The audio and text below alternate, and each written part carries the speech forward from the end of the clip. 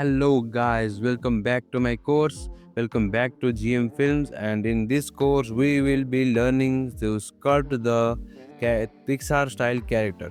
So, in last course, we have learned how to model the Pixar character.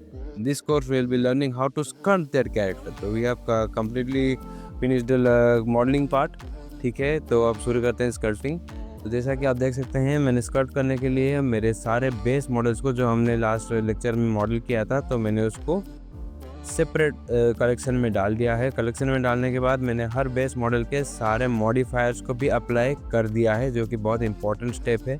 आप modifiers को भी apply कर दीजिए। उसके बाद मैंने सिर्फ हेड मेश को अभी मॉडल स्कल्प्ट कर रहा हूँ, तो मैंने सिर्फ हेड मेश को अनहाइड कर दिया है और उसके साथ साथ आइज़ को भी अनहाइड कर रखा है, ताकि मुझे वो एक प्रॉपर रेफरेंस मिले कि मुझे कहाँ से कहाँ तक स्कल्प्ट करना है। मैं अभी हेड मेश को रीमेश कर रहा हूँ। रीमेश करने का मतलब मैं उसको वॉक्सेल काउंट बढ़ा रहा हूँ। वॉक्सेल मतलब टोपोलॉजी, कितना ज़्यादा वर्टेक्सेस हैं उसमें, तो मैं उसका वर्टेक्स काउंट बढ़ा रहा हूँ ताकि मुझे स्कल्प्ट करने में ज़्यादा इजी हो और मैं ज़्यादा डिटेल्ड वे में स्कल्प्ट कर सकूँ। तो मैं क्ले बिल्डअप ब्रश यूज़ कर रहा हूँ, जो कि 4th नंबर ब्रश है ब्लेंडर के ब्रश लाइब्रेरी से। 4th नंबर ब्रश है। तो मैं मैंने जो आइज़ मेश बनाए थे स्पीयर की मदद से, तो उसको रेफरेंस लेके हम एक आई सॉकेट्स बनाएंगे अभी। तो आई सॉकेट्स बनाने के लिए मैं सबसे पहले क्या करूँगा ना, अभी एक आइज़ का बेस आउटलाइन बना लूँगा, जो कि मैं दिखाता हूँ आपको 1 सेकंड में। देखिए, मैंने अभी ग्रीस पेंसिल सिलेक्ट किया है। ग्रीस पेंसिल सिलेक्ट करके मैंने मेरे रेफरेंस इमेजेस के हिसाब से मैंने एक आइज़ का बेस आउटलाइन बना लिया है कि मेरा आइज़ कहाँ से कहाँ तक होना चाहिए एक्चुअली। ओके, तो मैंने आइज़ का आउटलाइन बना दिया है और उसके साथ साथ मैंने प्यूपिल्स का भी आउटलाइन बना दिया है, ताकि मुझे एक अच्छा सा रेफरेंस मिल जाए कि आइज़ कैसे होना चाहिए हमारे कैरेक्टर के। तो अभी हम वापस से क्ले बिल्डअप ब्रश सिलेक्ट करेंगे।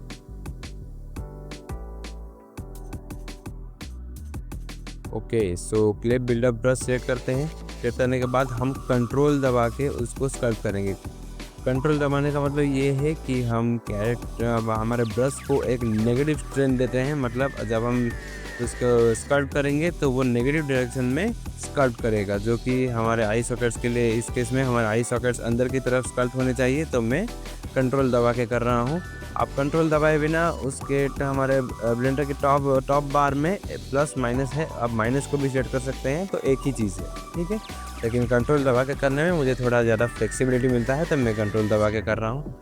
जिस तरह से आप देख सकते हैं, मैंने आइज़ का एक बेसिक डेफिनेशन बना दिया है, मतलब आई सॉकेट्स का बेसिक मार्कअप बना दिया है। तो अभी मुझे एक बेसिक आइडिया मिल गया है कि मैं आई सॉकेट्स किस तरह से होने चाहिए। ओके, सो अभी मैं आइज़ के मसल्स के और आई सॉकेट्स को रिफाइन करने के पार्ट को हम जाएंगे, ठीक है। अब देखिए, आई सॉकेट्स का मैंने एक बेसिक सा आउटलाइन बना दिया है। अभी मैं अपने आउटलाइंस को हाइड कर दूंगा। ग्रीस पेंसिल के आउटलाइंस को मैंने हाइड कर दिया है। अभी हम आई सॉकेट्स को डायरेक्टली स्कल्प्ट कर देंगे। सेम वही ब्रश से ही मैं स्कल्प्ट कर रहा हूँ। मैं ज़्यादातर स्कल्पटिंग के पार्ट में मैं क्ले बिल्डअप ब्रश ही यूज़ करता हूँ, क्योंकि वो काफ़ी ज़्यादा ऑर्गेनिक शेप्स देते हैं।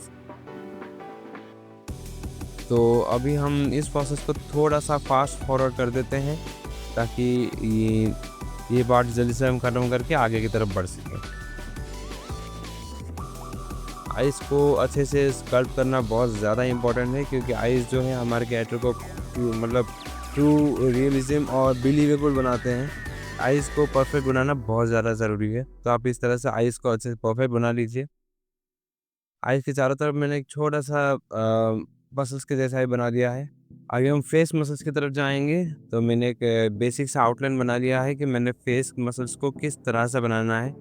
मैंने ये ग्रीस पेंसिल की मदद से ही बनाया है। तो देखिए, ये एक बेसिक डेफिनेशन है। ये कोई फैंसी बर्ड का मसल्स, एक्चुअल एनाटॉमिकल मसल्स नहीं है। ये एक बेसिक मसल्स है, जो कि मुझे लगा कि अगर मैं कैरेक्टर का इस तरह आउटलाइन से मसल्स बनाऊंगा, तो फेशियल मसल्स बनाऊंगा, तो मेरे कैरेक्टर को मतलब सूट करेगा। और फेशियल मसल्स बनाना इसलिए ज़रूरी है क्योंकि वो हमारे कैरेक्टर को ट्रू पर्सनैलिटी देते हैं। सो अभी और इस वक्त हम हमारे कैरेक्टर की चिक्स और आईब्रोज और फोरहेड के मसल्स को इसी वक्त स्कॉल्ड कर देंगे, ताकि हम जब उसके ऊपर फर ऐड करें तो वो एक्चुअली में बहुत ज़्यादा अच्छे लगे। तो मैं इस वक्त भी वही क्ले बिल्डर ब्रश यूज़ कर रहा हूँ। तो मैंने एक प्रॉपर डेफिनेशन बना दिया है कि मेरे मसल्स का। ठीक है, अभी मैंने बीक को भी अनहाइड कर दिया है, मतलब चोंच को भी अनहाइड कर दिया है, ताकि उसके ऊपर हम एक्स्ट्रा लेयर्स स्कल्प्ट कर सकें। और देखिए, मैं स्कल्प्ट करने के बाद मैं शिफ्ट दबा के स्मूथ कर रहा हूँ। ठीक है, शिफ्ट एस दबाएंगे कि तो आपका स्मूथ ब्रश एक्टिवेट हो जाएगा। लेकिन अगर आप शिफ्ट दबा के जो भी ब्रश आप सिलेक्ट करें, अगर शिफ्ट दबा के उसके ऊपर वे मतलब माउस को सिलेक्ट करेंगे तो मूव करेंगे तो वो अपने आप स्मूथ होता जाएगा, मतलब उसी ब्रश में ही आपका स्मूथ हो जाएगा। तो ये एक अच्छा फीचर है। अभी मैं क्रीज ब्रश यूज़ कर रहा हूँ। क्रीज मतलब गड्ढा बनाना। ठीक है, क्रीज मतलब दरार। ओके, समझ रहे हैं ना। तो क्रीज ब्रश यूज़ करके मैंने उसको स्कल्प्ट कर दिया है। देखिए, जैसा आप देख सकते हैं हमारा कैरेक्टर अब काफ़ी बेटर लग रहा है। मैं इसको रेंडर प्रीव्यू इसलिए दिखा रहा हूँ कि फाइनल में हम रेंडर में किस तरह से हमारा शैडोज़ दिखता है। तो वो एक बेसिक आइडिया के लिए मैं एक रेंडर प्रीव्यू शो कर रहा था। ओके, सो अब जैसा कि मुझे लगता है अब हमारा हेड में कम्प्लीटली स्कल्प्ट हो चुका है। अभी हम मूव ऑन करेंगे बाकी बॉडी पार्ट्स की तरफ। तो बाकी बॉडी पार्ट्स को स्कल्प्ट करने के लिए मैं सारे बॉडी पार्ट्स को एक साथ ही स्कल्प्ट कर दूंगा, क्योंकि ज़्यादा कुछ डिटेल्स नहीं है उसमें। मैं चोंच और आइज़ को भी हाइड कर देता हूँ।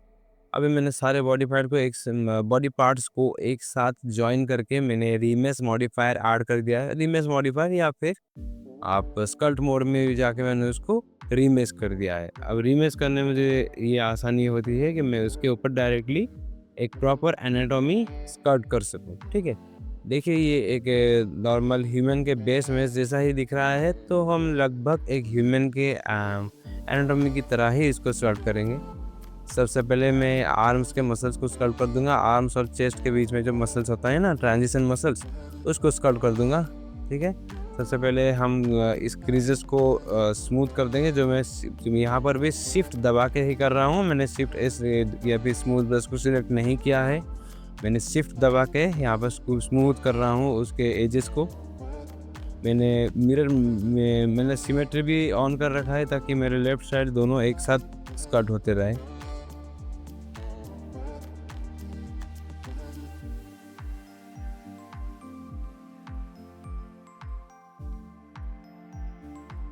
ओके, सो वापस से क्ले बिल्डअप ब्रश यूज़ करेंगे और हम एक यहाँ पर मसल्स एनाटॉमी स्कल्प्ट करना शुरू कर देंगे। देखिए, इस तरह से यहाँ से चेस्ट की तरफ एक मसल्स आता है, जो हमारे आर्म से चेस्ट की तरफ आता है। तो उस मसल्स को अब हम यहाँ पर स्कल्प्ट करेंगे। और ये हम बैक के लैट्स बना रहे हैं। ओके, मेरे ख्याल से उसको लैट्स ही बोलते हैं शायद। हम लैटरल मसल्स बनाएंगे यहाँ पर। ये हमारा आर्म पिट है। आर्म पिट जैसे आपको पता है थोड़ा सा अंदर की तरफ ढका हुआ रहता है, तो ये आर्म पिट है। और ये वाला हमारा लैट्स है। हम लैट्स को भी स्कल्प्ट कर देंगे। ये ज़्यादा इम्पोर्टेंट नहीं है, लेकिन आप एनाटॉमिकली अगर परफेक्ट बनाते हैं तो रिग करते वक्त वो अच्छा दिखेगा और एक प्रॉपर डेफिनेशन आएगा। रिगिंग के वक्त एनाटॉमी काफ़ी ज़्यादा अफेक्ट करता है कि आप एनाटॉमी कैसे स्कल्प्ट करते हैं। वो रिगिंग और एनिमेशन के वक्त अच्छा दिखता है। जब आप कैरेक्टर को पोज करेंगे ना, तो एनाटॉमी अगर अच्छा होगा तो आपका कैरेक्टर का लुक भी अच्छा ही आएगा। तो एनाटॉमी पे मेरे ख्याल से थोड़ा सा ध्यान देना बेटर होता है। तो देखिए, मैं यहाँ पर एक बस बेसिक मसल डेफिनेशन बना दे रहा हूँ। कुछ ज़्यादा फैंसी चीज़ नहीं है। मैंने इसको फास्ट फॉरवर्ड कर दिया है। आप अभी देख सकते हैं, मैं इसको और थोड़ा फास्ट कर देता हूँ। सो मैंने इसको थोड़ा सा फास्ट फॉरवर्ड कर दिया है। अभी हमारा कैरेक्टर का मसल्स लगभग ख़त्म ही हो जाएगा। ये चेस्ट के थोड़े डेफिनेशन बना देना ज़रूरी है, क्योंकि जब हम चेस्ट के ऊपर फर ऐड करेंगे ना, तो अगर उसके नीचे हमारे चेस्ट के मसल्स विजिबल रहेंगे तो काफ़ी ज़्यादा अच्छा लगेगा। मैं थोड़ा सा बैक मसल्स बना दे रहा हूँ। और ये थोड़ा सा चेस्ट और पेट के बीच का जो मतलब टॉर्सो है, टॉर्सो का थोड़ा सा मसल्स, ये भी मैंने क्रीज ब्रश और क्ले बिल्डअप की मदद से ही किया है। मैं सिर्फ 2 ही ब्रश यूज़ करता हूँ हमेशा। मैं फीट को भी थोड़ा सा ही स्मूथ कर दूंगा।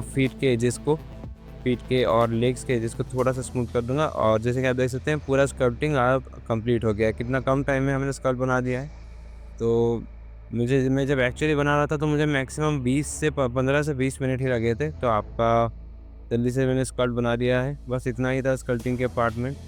अब हम नेक्स्ट लेक्चर में रीटोपोलॉजी की तरफ बढ़ेंगे जब हम मॉडल को प्रॉपर टोपोलॉजी देंगे। उसके बाद यूवी अनरैप करके टेक्सचर करेंगे। Thank you, thanks for watching my video, hope you enjoyed it. So मिलते हैं नेक्स्ट पार्ट में जब हम रीटोपोलॉजी करेंगे। Thanks a lot, bye bye.